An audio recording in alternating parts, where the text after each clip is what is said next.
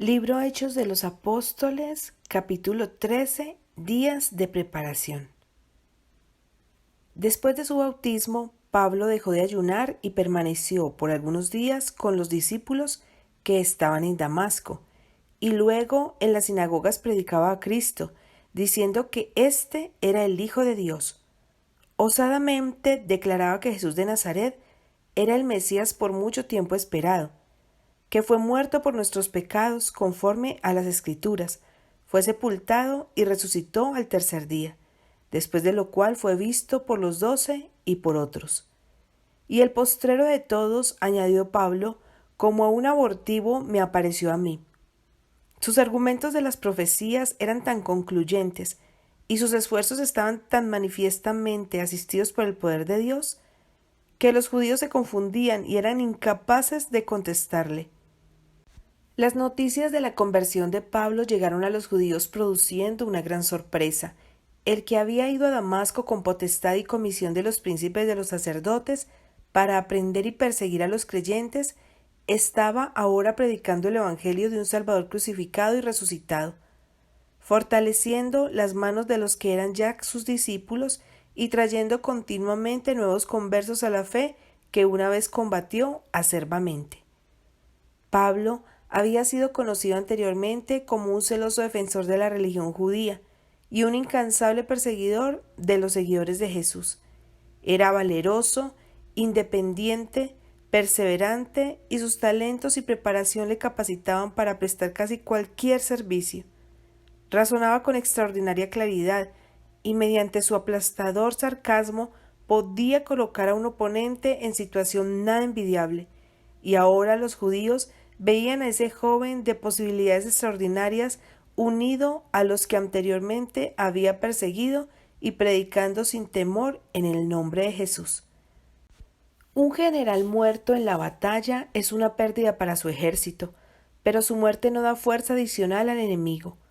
Mas cuando un hombre eminente se une al adversario, no solamente se pierden sus servicios, sino que aquellos a quienes él se une obtienen una decidida ventaja. Saulo de Tarso, en el camino a Damasco, podría fácilmente haber sido muerto por el Señor y se hubiera restado mucha fuerza al poder perseguidor. Pero Dios en su providencia no solo le perdonó la vida, sino que lo convirtió, transfiriendo así un campeón del bando del enemigo al bando de Cristo.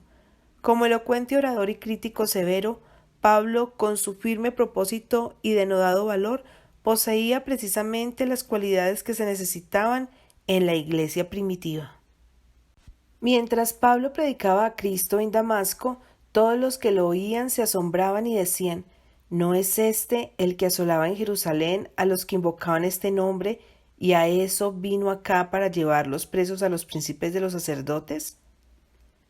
Pablo declaraba que su cambio de fe no había sido provocado por impulso o fanatismo, sino por una evidencia abrumadora. Al presentar el Evangelio, trataba de exponer con claridad las profecías relativas al primer advenimiento de Cristo.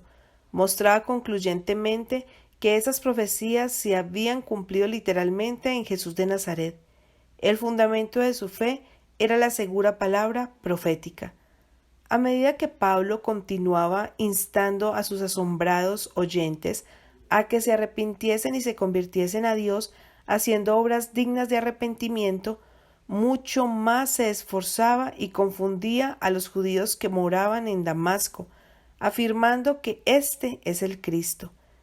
Pero muchos endurecieron sus corazones y rehusaron responder a su mensaje, y pronto su asombro por la conversión de Saulo se trocó en intenso odio, como el que habían manifestado para con Jesús. La oposición se tornó tan fiera que no se le permitió a Pablo continuar sus labores en Damasco. Un mensajero del cielo le ordenó que dejara el lugar por un tiempo y fue a la Arabia, donde halló un refugio seguro.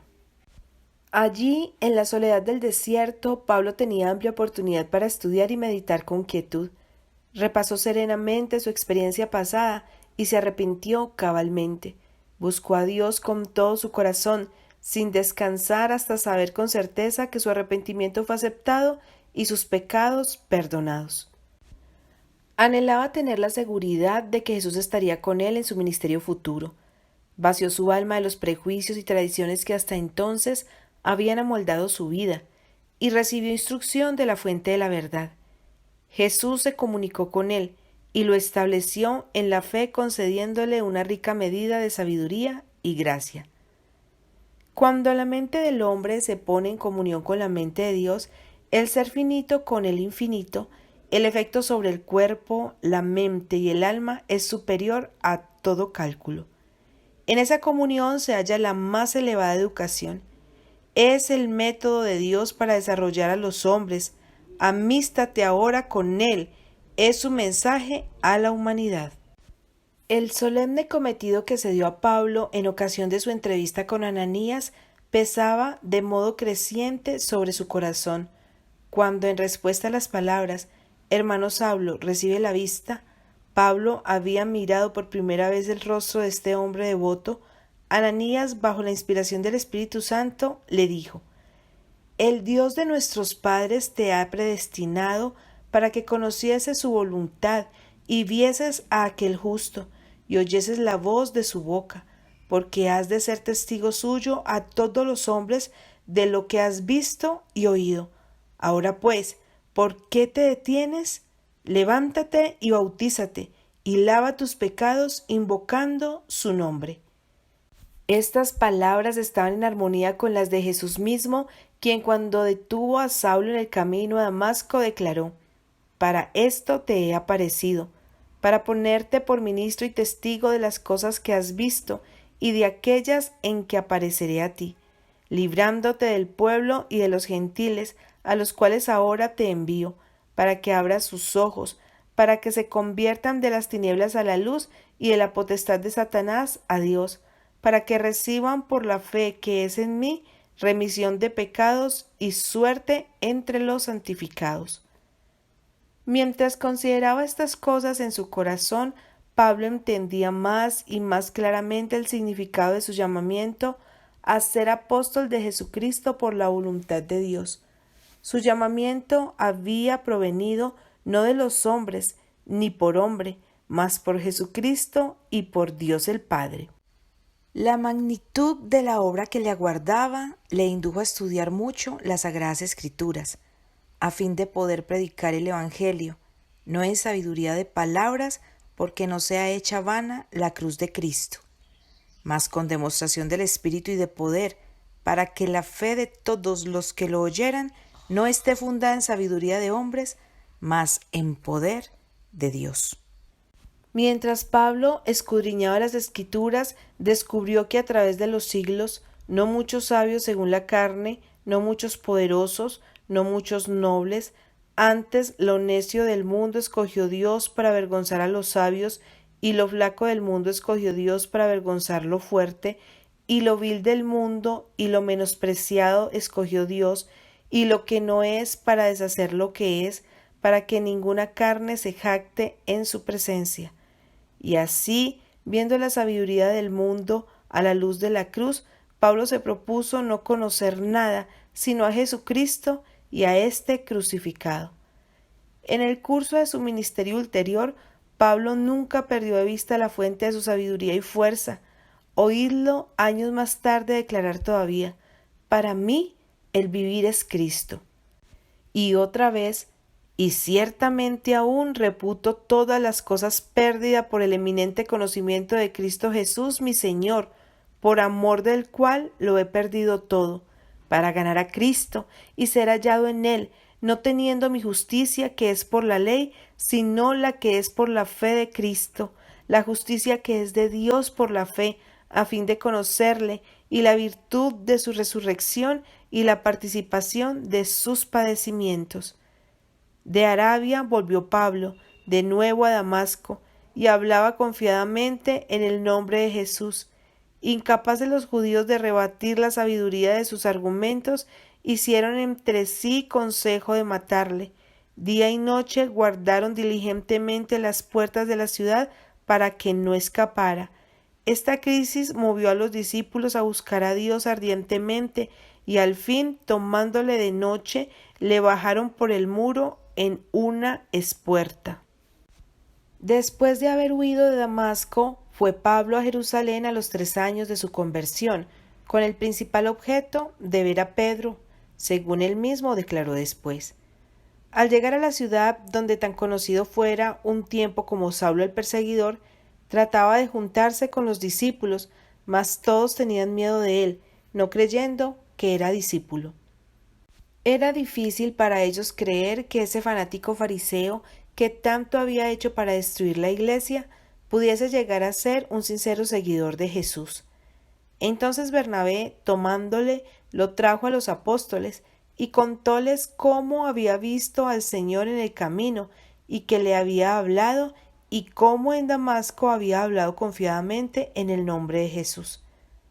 Al oír esto, los discípulos lo admitieron en su medio y muy luego tuvieron abundantes pruebas de la sinceridad de su experiencia cristiana. El futuro apóstol de los gentiles estaba a la sazón en la ciudad donde residían muchos de sus antiguos colegas y anhelaba explicar a estos dirigentes judíos las profecías referentes al Mesías que se habían cumplido con el advenimiento del Salvador. Tenía Pablo la seguridad de que los doctores de Israel, con quienes también relacionado estuvo, eran igualmente sinceros y honrados como había sido él.